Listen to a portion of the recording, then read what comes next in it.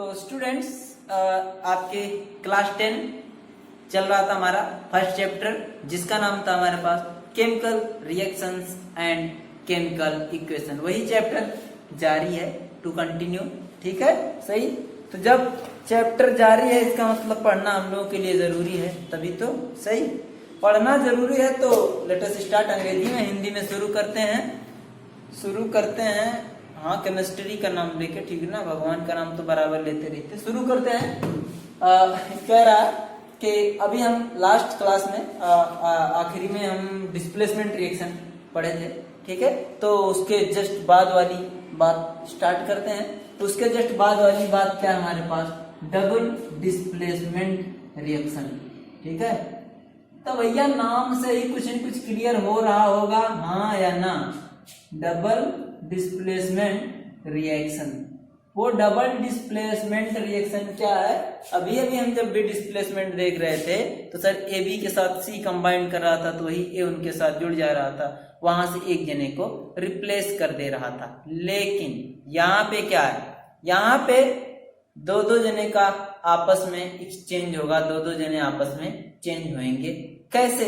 वो हम यहाँ पे देखते हैं कैसे चेंज होंगे आपस में। कि कह रहा कि डबल डिस्प्लेसमेंट रिएक्शन क्या होगा? कह रहा in which the reaction in which the two reacting compound exchange their corresponding atoms या ions. Two reacting ionic compound exchange their ions, ठीक है। मतलब इनके पास भी कुछ चीजें, इनके पास भी कुछ चीजें, और ये इनके में से एक यहाँ चली गई, इनके में से एक यहाँ चली गई। यही हमारा डबल डिस्प्लेसमेंट हुआ। जैसे यूं कह लें कि दो जने हमारे, जैसे मान ला हमने टीम डिवाइड किया है ना, उसमें से दो जने इधर के तगड़े प्लेयर हो गए, दो जने इधर के बहुत दुबले, या मतलब दो हल्के प्लेयर हो गए, अच्छे प्लेयर नहीं है, ठीक है। तो हम क्या करेंगे? कहेंगे भाई ये देखो हमारे पास, आपके पास ये जो दोनों प्लेयर हैं बहुत तगड़े प्लेयर हैं, ठीक है।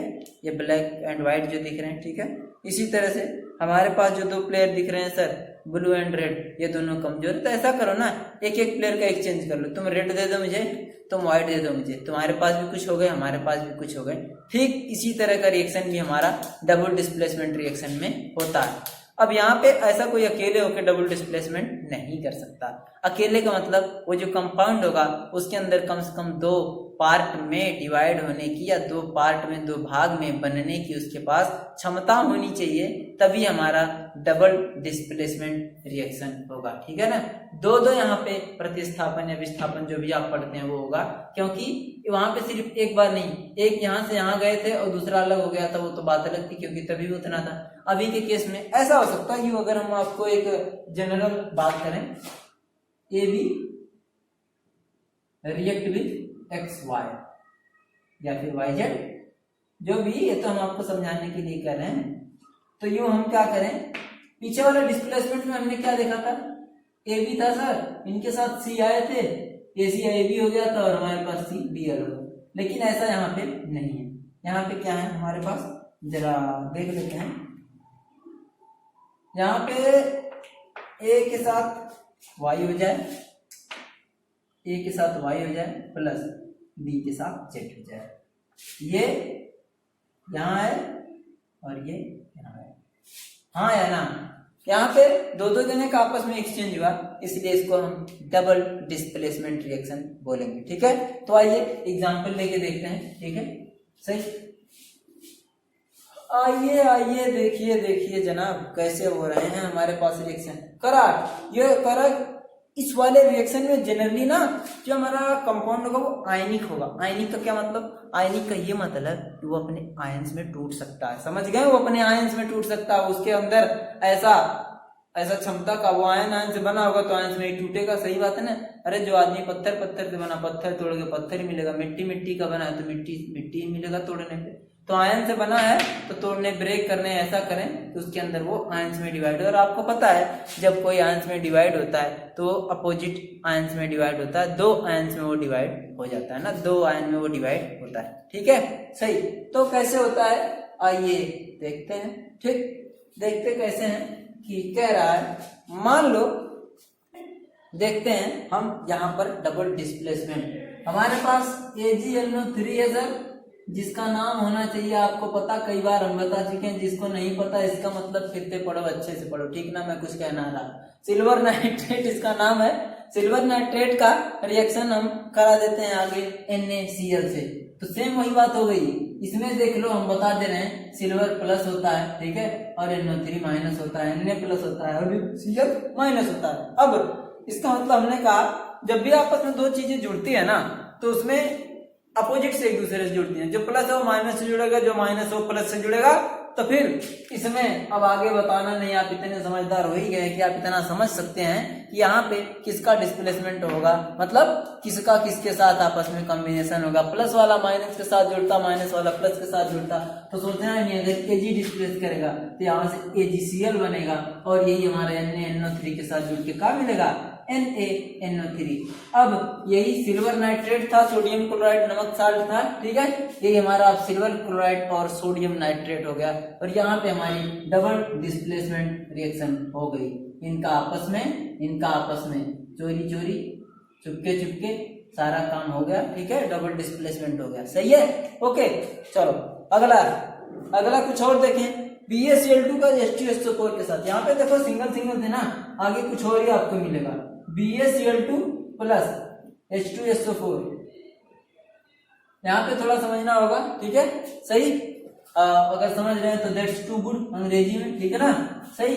दैट्स टू गुड, तो क्या उस टू गुड में क्या क्या हो रही है भाई साहब, Ba है 2Cl, 1Cl पे 1 माइनस, तो 2Cl पे 2 माइनस, ठीक है ना, और एक Ba पे 2 प्लस। अगर ओवरऑल कोई चीज न्यूट्रल लिखा है, इसका मतलब उसके अंदर प्लस और माइनस की दोनों चीजें मिला के बराबर होनी चाहिए, तभी वो न्यूट्रल है, सही। चलो भैया, फिर H2SO4 में एक H पे 1 प्लस, SO4 के ऊपर होता है 2 माइनस, इसका मतलब 2 H पे मिलकर 2 प्लस हुआ होगा। अब आपको बताने की जरूरत नहीं है कि कौन किसके साथ कंबाइंड। यहाँ अगर हम इसको देखें तो Ba मतलब एक बात और, नाम तो इसका हमने बताया नहीं भाई साहब, इसका नाम है बेरियम क्लोराइड, इसका नाम है H2SO4 सल्फ्यूरिक एसिड, आपको पता ही है, ठीक है ना। तो ये हमारा BaCl2 अगर यूं कह दें आपको समझाने के लिए तो इस फॉर्म में रहता है, एक Cl माइनस दूसरा भी Cl माइनस। H2SO4 की बात हम अगर करें तो यहाँ पे H प्लस और SO4, इसके ऊपर 2 माइनस, ठीक है ना। अब आपको कुछ नहीं बताना है कि कौन किसके साथ कंबाइंड होगा, डबल डिस्प्लेसमेंट कैसे होगा, वो आप खुद समझ गए होंगे। हाँ या ना में जवाब दें कृपया, हमें हाँ का जवाब आना चाहिए, ठीक है। जिसके पास नहीं का जवाब है तो कृपया ध्यान से सुन ले, ठीक है ना। तो यही Ba इनके साथ जुड़ के BaSO4 बना लेगा और हमारे पास HCl, तो हमारे पास क्या है, क्या प्लस माइनस के साथ जुड़ता, प्लस माइनस के साथ जुड़ता, H प्लस Cl माइनस के साथ जुड़ेगा तो HCl, और दूसरा H प्लस Cl माइनस के साथ जुड़ेगा तो HCl। इसका मतलब यूं हम ना लिख दें, कोई बुराई है क्या, 2HCl बन गया, हाँ या ना, हाँ ठीक है, सही है, समझ रहे हैं आप, धीरे धीरे बातों को समझा करें, ये आपके लिए अच्छा, आपकी सेहत के लिए अच्छा, ठीक है ना।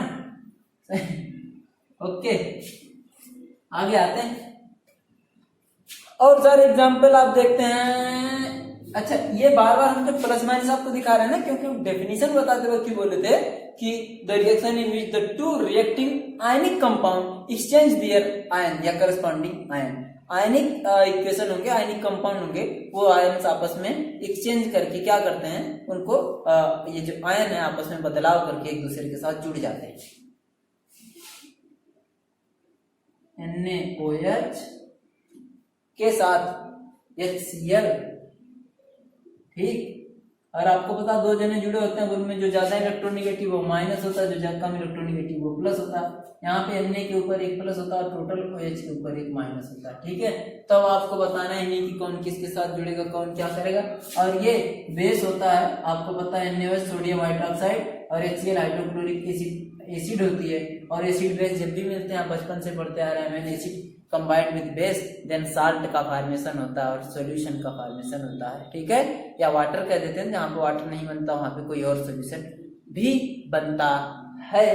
तो यहाँ पे Na प्लस है, Cl माइनस के साथ जुड़ के NaCl बना लेगा, और H प्लस था OH माइनस के साथ जुड़ के H2O बना लिया, हाँ या ना, ठीक।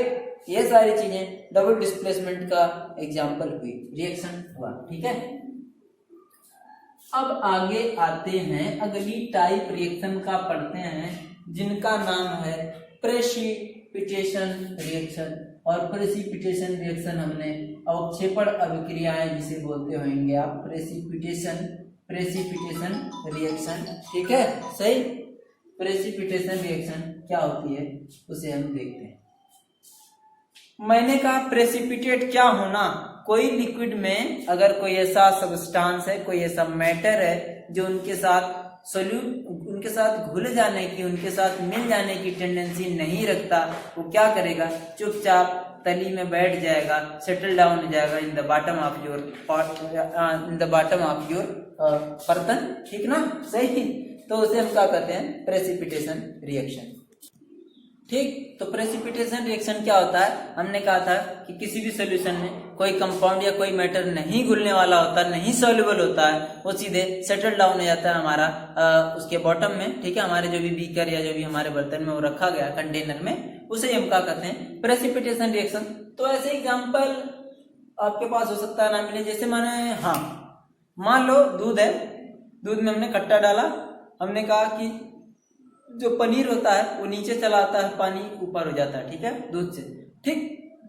मतलब इसे हम प्रेसिपिटेशन रिएक्शन कंप्लीट कहें या ना कहें बात अलग है, लेकिन समझने के लिए कह दें कि जो चीज में ना घुले वो क्या हो, सीधे बॉटम में आ जाए और बाकी सारी चीज उनके टॉप में आ जाए। मतलब ठीक है, अगर चाय में चाय पत्ती चली गई है, चाय में तो चाय पत्ती हमारे नीचे रह जाती है, वो सारी चीजें ऊपर। उसे हम, एक बात और, उसे हम छान के अलग भी कर सकते हैं, ठीक है ना, उसे हम छान के अलग भी कर सकते हैं। वही चीजें यहाँ पे हम प्रेसिपिटेशन रिएक्शन में पढ़ते हैं, ठीक है ना, अवक्षेपण अभिक्रियाएं, ठीक है, सही।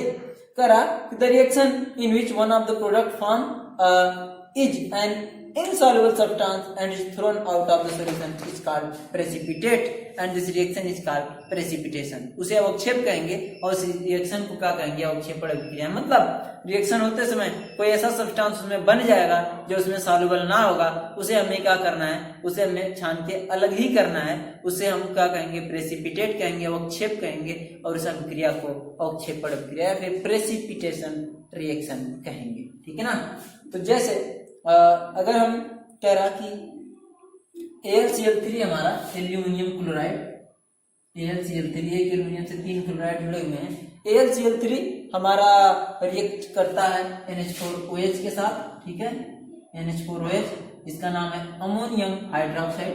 तो 3AlCl3 3 अमोनियम हाइड्रोक्साइड के साथ रिएक्शन करता है, यहाँ पे कुछ बनता है, वो क्या बनता है, AlOH थ्राइस बनता है, AlOH थ्राइस एल्यूमिनियम हाइड्रोक्साइड, जो कि हमारा प्रेसिपिटेट होता है, और प्लस क्या बनता है हमारे पास AlOH थ्राइस बना, और NH4Cl बनता है, कितना हमारा, ठीक है, NH4Cl कितना, 3 NH4Cl का फॉर्मेशन होता है, जिसका नाम है अमोनियम क्लोराइड, जिसे आप नौसादर के नाम से जानते हैं बचपन से। ये AlOH थ्राइस क्या है, प्रेसिपिटेट है, इसको शॉर्टकट में PPT लिखते हैं, या फिर हमने कहा था गैस के लिए उसके बगल में ऊपर की तरफ एरो दिखा दो, और जो चीज तली में बैठ जाने वाली हो, प्रेसिपिटेट हो, उसके लिए आप क्या करें, एरो नीचे की तरफ दिखा दें, ठीक है। तो यहाँ पे हम क्या कर सकते हैं, AlOH थ्राइस के नीचे जो ही ऐसे दिखा दिए, सामने वाला समझ जाएगा कि वो क्या है, प्रेसिपिटेट है। या अगर आपको ये नहीं दिख रहा है तो इसके नीचे लिख दो प्रेसिपिटेट, ठीक है ना। और this reaction is called precipitation reaction, ठीक ना, सही, ओके।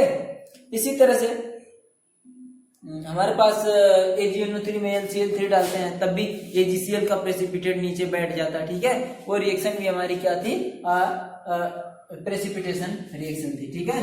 AgNO3 में हम क्या करें, AgCl डाल दें, ठीक है, NaCl डाल दें, ठीक है, तो हमारे पास AgCl का प्रेसिपिटेट बन जाता है, व्हाइट कलर का दही जैसा, ठीक है। ये भी एक प्रेसिपिटेशन रिएक्शन है, और NaNO3 बनता है, ठीक है। इसे भी हम क्या कहते हैं, एक प्रेसिपिटेशन रिएक्शन का नाम देते हैं, ठीक है, सही। ये एक कड़ी दही जैसा प्रेसिपिटेट AlCl3 का बनता है, सॉरी, हाँ, ठीक है, सही। आगे एक और एग्जाम्पल देख लेते हैं, PbNO3 2 NO3 नाइट्रेट होता है, इसके साथ लेड जुड़ा है, इसे हम लेड नाइट्रेट कहते हैं। समझ गए कि नहीं, नाम सुना करें हमेशा, कहते हैं सर नाम नहीं याद होता। दुई KI के साथ रिएक्शन हुआ, KI फॉर पोटेशियम आयोडाइड, जैसे सोडियम क्लोराइड होता है उसी तरह पोटेशियम आयोडाइड, ये भी साल्ट है, के जगह सोडियम की जगह ये है आयोडीन की, दूसरा हाइड्रोजन दूसरा मेटल जुड़ गया, सही, ठीक। तो आगे इनका रिएक्शन होता है तो हमको बनता है PbI2 लेड आयोडाइड प्लस, अरे PbI2 बन गया तो K2 बचा, K2NO3 बच गया, पोटेशियम नाइट्रेट, पोटेशियम नाइट्रेट बन गया। और हमारे पास अच्छा KNO3, माफ कीजिएगा KNO3, हाँ दुई ठो KNO3 बन गया, ठीक ना, क्योंकि NO3 टॉस था, एक NO3 पे एक रहा तभी Pb के साथ दुई जुड़ा ना, तो Pb दुई प्लस दुई अकेला I के साथ जोड़ लिया, दुई KNO3 होगा, ठीक।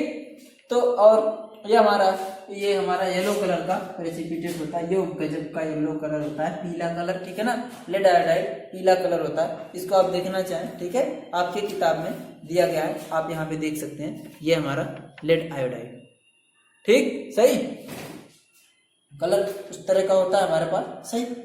ये सारी चीजें होगी। अगली चीज हम देखते हैं, कौन सी रिएक्शन, ये हमारे यो इसको ऐसे दिखा दो, नीचे की तरफ एरो या नीचे उसके प्रेसिपिटेट लिख दो, टेंशन क्या है, सही भाई, बात समझा करें, कोई दिक्कत हो तो पूछा करें। चैप्टर 1 जारी है, फर्स्ट चैप्टर है जिसका नाम है chemical reaction and chemical equation, ठीक है, रासायनिक अभिक्रिया और रासायनिक तरीका लिखने का, ठीक है, रिएक्शन का, सही। What is an exothermic, sorry क्या है, एक्सोथर्मिक रिएक्शन, ठीक है, एक्सोथर्मिक एंड एंडोथर्मिक रिएक्शन, दो चीजें होंगी एक साथ, दोनों देखते हैं, बता दिए हैं आपको, लेकिन आज थोड़ा डिटेल में एक एग्जांपल के साथ देखेंगे। Exothermic and endothermic reaction, endothermic reaction हमने कहा था ऐसी रिएक्शन जिसके अंदर से एनर्जी रिलीज हो, जिसके अंदर से हीट निकले, एनर्जी निकले, ऊर्जा निकले, उसे एक्सोथर्मिक रिएक्शन कहेंगे। और जिसके अंदर बाहर से लगानी पड़े एनर्जी, हीट, ऊर्जा, उसे हम क्या बोले, एक्सोथर्मिक, उष्माशोषी और उष्माक्षेपी, ये है एक्सोथर्मिक उष्माक्षेपी अपक्रिया, और ये एंडोथर्मिक उष्माशोषी अपक्रिया, ठीक है ना, सही। ये हिंदी वाले हैं भैया आप लोग, उष्माक्षेपी रिएक्शन, ठीक है, और ये है उष्माशोषी रिएक्शन, ठीक, ओके, सही। तो फिर कौन सी ऐसी चीज जो है जो जिसमें रिएक्शन होता है सर वहां से हमें एनर्जी हीट निकलती है, वो एक्सोथर्मिक का एग्जांपल होगा, और जिनमें हमें बाहर से लगानी पड़ती है उन्हें एंडोथर्मिक रिएक्शन के अंतर्गत रखा जाएगा। जैसे अगर कार्बन को जलाएं, कार्बन मतलब कोयला लेने अगर हम जलाएं, और हमने कहा किसी चीज को जलने के लिए ऑक्सीजन की आवश्यकता होती है, carbon solid burn in the presence of oxygen then it gives rakh and energy. कोयला जलाते हैं भाई साहब, हमें एनर्जी मिलती है, और ऊपर से राख भी बाद में मिल जाती है, बात है ना, ठीक। तो यहाँ से एनर्जी निकलती है, इस कारण से हमारे पास क्या कहते हैं, धुआं भी निकलता है। कार्बन जलाते हैं, वहां से कार्बन डाइऑक्साइड धुआं के फॉर्म में निकलता है, और हमें क्या मिलती है, हीट। तबे तो ठंडी में जलाते हैं कोयला, या फिर घर खाना बनाने के लिए कोयला जलाते हैं, भट्टी में जलाने के लिए कोयला। तो ये जो हीट निकलती है ये इस बात को प्रूव करती है कि सर हम किसी चीज को जलाएं, बर्न भी इन द एयर। अच्छा ये O2 इसलिए लिखा है कि आपको पता है बिना ऑक्सीजन की कोई चीज ना जल सकती ना। आप बचपन में पढ़े होंगे किताबों में, सिर्फ मोमबत्ती लो जल रही है, उसके ऊपर गिलास ऐसे ढक दो, ठीक ना, गिलास ऐसे जमीन तक ऐसे ढका जाए तो फिर वो मोमबत्ती बुझ जाती है। क्यों थोड़ी देर में, क्योंकि उसके पास पर्याप्त, उसके पास एनफ ऑक्सीजन नहीं मिलती है जलने के लिए, क्योंकि जलने के लिए ऑक्सीजन जरूरी है। ये हमारा कार्बन हीट यहाँ सिंबल है, इसका मतलब जलाने का है, ठीक है, हीट करने का। O2 के प्रेजेंस में तो हमें कार्बन डाइऑक्साइड मिलेगी और हीट मिलेगी, जो हमारा एक्सोथर्मिक एग्जाम्पल का है, ठीक है ना, सही। इसी तरह से अलग अलग चीज को मेथेन हमारे पास होता है, जिसका फॉर्मूला CH4 होता है।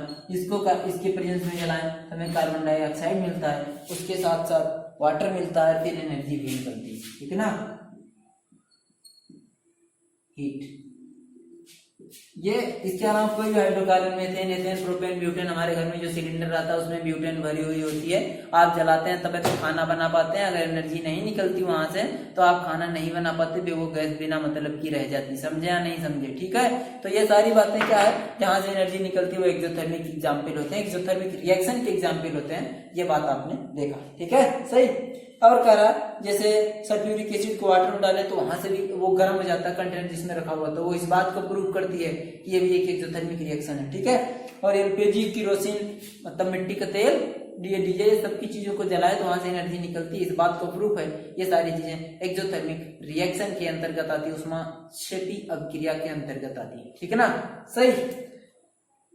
अच्छा जी, चूने को आप पानी में डाल दें तब भी देखें जैसे उबलने लगता है, आप कभी देखे होंगे, गलती से भी आप प्लास्टिक के बाल्टी में नहीं डाल सकते हैं, क्योंकि वो बाल्टी जल जाती है, एक तरफ से पिघल जाती है, तो इसलिए सारी चीजें एक्सोथर्मिक रिएक्शन का एग्जाम्पल है, ठीक है, सही। तो एंडोथर्मिक रिएक्शन का एग्जाम्पल क्या है?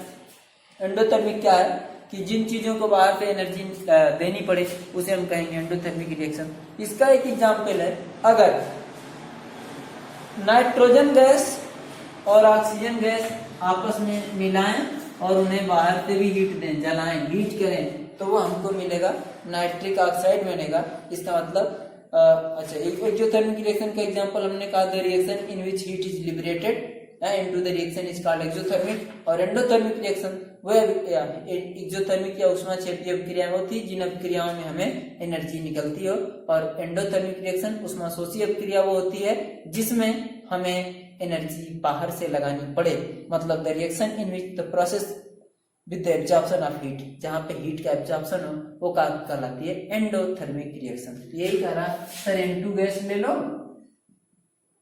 O2 गैस ले लो सर, इन दोनों को हीट कर दो मिला के आपस में, ठीक है, तब हमको नाइट्रिक ऑक्साइड का फॉर्मेशन बनेगा, ठीक है, नाइट्रिक ऑक्साइड का फॉर्मेशन होगा 2NO, ठीक है। और इसलिए यहाँ पहले ही हीट देनी पड़ रही है तब जाके प्रोडक्ट का फॉर्मेशन हो रहा है, इसलिए रिएक्शन किसका है? एंडोथर्मिक रिएक्शन का एग्जांपल है। और एक वाटर गैस होती है, आपको पता होगा, नहीं पता होगा तो सुन लें। वाटर गैस ऐसा नहीं कि वाटर को ही भाप के फॉर्म में रख दें तो वाटर गैस नहीं, वाटर गैस होती है CO plus H2, carbon monoxide और H2 को कंबाइंड रूप से, संयुक्त रूप से जल गैस या वाटर गैस कहते हैं, ठीक है। ये बनाना भी एक एंडोथर्मिक रिएक्शन का एग्जाम्पल है। जैसे ये है, कह रहा कार्बन सॉलिड ले लें, हम कोयला ले लें, ठीक है, उसे स्टीम, वाटर स्टीम का रहा मतलब भाप के साथ मिलाएं और हीट कर दें, ठीक है, और हीट कर दें तो हमारे पास ये बन जाती है,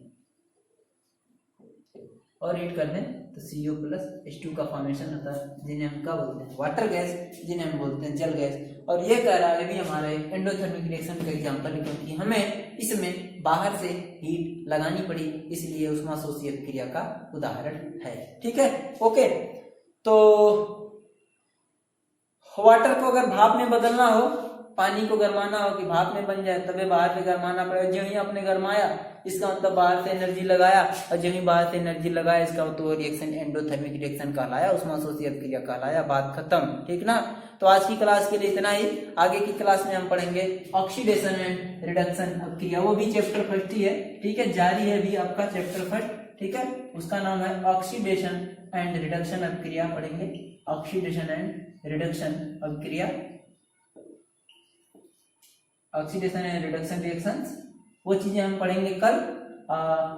तो आप इतनी सारी चीजों को रिवाइज करें, कोई दिक्कत होती है आप उसे क्वेश्चन हमसे जरूर पूछें, ठीक है, कमेंट में पूछ सकते हैं, व्हाट्सएप कर सकते हैं पर्सनल, ठीक है, ओके, आपका जवाब जरूर दिया जाएगा। तो फिर आज की क्लास ओवर एंड आउट।